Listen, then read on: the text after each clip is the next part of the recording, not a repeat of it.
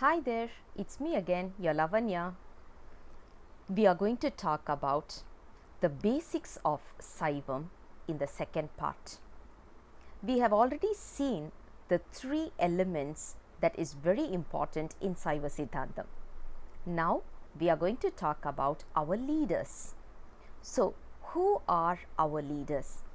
We classify our leaders under two classifications, two categories. One is Samaya Kuravar, which literally means they sang a lot of nice verses on God and they grew this particular Saivam. And the other one is based on a particular lineage.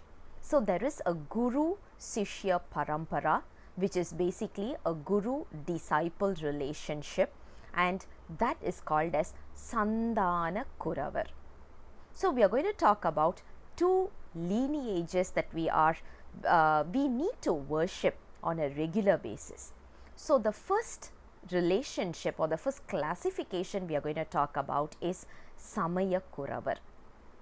Kuravar literally means teacher, literally means guru. So Samaya Kuravar means someone who gave us the knowledge about this particular, as I said earlier itself, Saivam is not a religion, it's a philosophy. So someone who had given us the philosophies behind Saivam is called as Samaya Kuravar. And they have written a lot of holy hymns on Lord Shiva. There are four such great saints and they are called as Thirugnanasambanthar, Thirunavukkarasar, Nambi, Aroorar and Manivasagar. These are the four saints. Now let's look at a brief history about these four Samaya Kuravar. When you talk about Samaya Kuravar, it also means no one is a guru for another person. All four of them were from different locations. Most of them have not even seen one another. They are from different time also. Except the first two gurus who are Thirugnanasambanthar and Thirunavukkarasar, they had met each other, but other than that, Nambi, Aroorar and Manivasagar have not even met the others, or they have met themselves as well. Now, another understanding we need to have is the four gurus, they took only one single path, which is to visit all the holy shrines, the temples, sing hymns on Lord Shiva in that particular temple. All four of them did the same. Thirugnanasambanthar, the youngest of all, he was born in Sirhari, a place in Tamil Nadu, and he was self-realized when he was 2 to 3 years old. Unbelievable, isn't it? Yes, we do have our guru who is literally a child. Now, what happened with him? He was born in a Brahmin family and his dad wanted to go and have his bath and at the same time finish his morning rituals. The kid, who was a very small boy, also wanted to accompany his father. So the father took along the son and then he made the son sit near the basically they usually take a bath in a pond, right? So he made the son sit by the side of the pond, and then when he just went into the water to do his ritual, suddenly the small little boy started crying, calling them as Amma and Appa, which literally means mother and father, looking at the temple, not at the water. Lord Shiva and his consort Parvati directly came down and they fed the baby, and the baby got the entire knowledge after having the milk rice. We call it as the milk rice, and after having the milk from the god directly, the baby got the knowledge. He started singing a lot of holy hymns on Lord Shiva.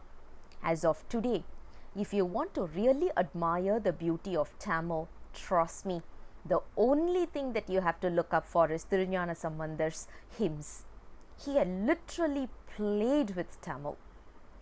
It will be a feast for all the Tamil grads and the Tamil aspirants. It's such a beautiful verse. Trust me, you have to read it to understand it. You have to read it to fall in love in Tamil. That's the first guru. He sang a lot of holy hymns, and one more thing is he did a lot of miraculous behaviors and all these, which we will talk about it slowly one by one. And what happened after that was he slowly gave us a lot of hymns which can relieve us from this suffering. So he is our first guru, called as Thirugnanasambanthar, and he attained God's feet when he was almost like 16 to 17 years old, young boy though. Our second guru, Thirunavukkarasar, quite old, so we call him Upper. Upper means dad, so we call him as Upper in a gratitude as well. His life is very interesting as well. He was born in a farmer's family, and he had one sister. Mom and dad passed away when he was young, and the sister lost her would-be as well. So those days, even if the would-be was dead, the ladies were taking up the widowship. So she took the widowship and she just let her life for her brother. Thirunavukkarasar got a little bit fed up with what is happening around him, so he chose the path of a different religion. He was there for almost 40-50 years by when he realized that was not his life journey.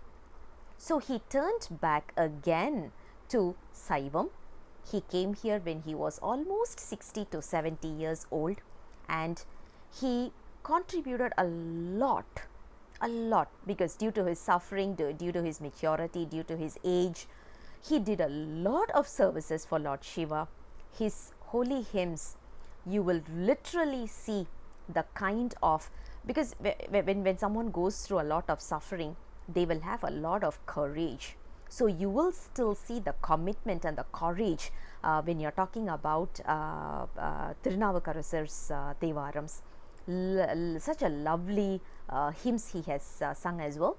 In Tirumurai, 1, 2 and 3 is allocated as Thirugnanasambantar's Devaram. 4, 5 and 6 is allocated as Thirunavukkarasar Devaram. Yeah, that's a way it is taken. He was his main work, his main work was to, or I can't call it as a work, rather his main service was to clean temples, make sure that the temples are clean and not unnecessary grasses are grown, and basically he was fully focusing on those fully physical services. Also, he was traveling across to even he had traveled all the way to Kailash, and he was the only one who had crossed Tamil Nadu in the search of Kailash. Our third guru, Nambi Aroorar, he was from Kailash, where he saw two girls. He just saw the two girls, that's it. Because of that, God sent him down to earth. So he came down, he married those two ladies, he had a family life in Tamil Nadu. He also took the path of Saivam. He was traveling across Tamil Nadu, various shrines, various temples, various holy places, and he sang holy hymns on Lord Shiva. One of the teenage guru that you can see. Such a loving and caring guru that you can ever think of. Due to his age, he went through a lot of sufferings, and because of the sufferings, he sang a lot of hymns even today, which stands as a remedy for our pain and our suffering. So, 7th Tirumurai is Nambi Aroorar's Tirumurai. Colloquially, everyone started calling him as Sundarar, but there is no track or no history or no proof to say that his name is Sundarar, because all his hymns, all by himself, right, whatever he wrote, he never mentioned his name as Sundarar in not even one single text. And there was another guru called as Sekular, who came in to write the history of Nambi Aroorar. Even in his text, not even one single place he referred to our guru as Sundarar. So there is no proof to call him Sundarar. If we call him as Sundarar, we are referring to someone else. His name is Nambi Aroorar. That is what he wanted us to call. That's why he had vouched for this name in almost all his Thevaram songs. So the third guru is Nambi Aroorar, who has given us the 7th Tirumurai, quite a lot of holy hymns. He went directly to Kailash, and it is believed that God sent his white elephant to take him back. And the path that he chose was a friendly path. So if you look at it, Thirugnanasambanthar took the path of God was a father and he was a son, because he was quite young, right? So it made a lot of sense. He took the path as father son. Thirunavukkarasar, quite old, so he took the relationship with God as master servant. Nambi Aroorar, since he was a teenage boy, the relationship between him and God he took was friendly in nature. So you could see a lot of friendly talks, friendly way of handling stuffs and all these in his life. And the fourth guru is Manivasagar. He was a chief minister and in Pandya kingdom, and then he took the path of Saivam. He constructed a temple and he sang Thiruvasagam and Tiruchittrambala Kovayar. 8th Tirumurai is a great work of Manivasagar. He chose the path of Saivam after God directly came and gave him initiation. He took the path of guru disciple. So as I said, father son is one relationship, master servant is another relationship, friendly is another relationship, and the fourth one Manivasagar taught us is the guru disciple. Now, how do you want to see God? It's up to you. It's up to how we see him, right? Whether we want to see him as our dad, or we want to see him as our father, rather our master, rather a guru or a friend. The 4 gurus have shown us 4 different paths, which is going to be more easier for us to go on with their path. End of the day, what we need is happiness. End of the day, what we want is unconditional happiness, unconditional love, unconditional peace. And in order to achieve that, the only way is choose one of the path. Read, repeatedly go through, repeat the Tirumurai. Surely you will also achieve this destination. This is our destiny anyways, and we will achieve our destiny. So I am concluding the first category in Saivam, which is Samaya Kuravar.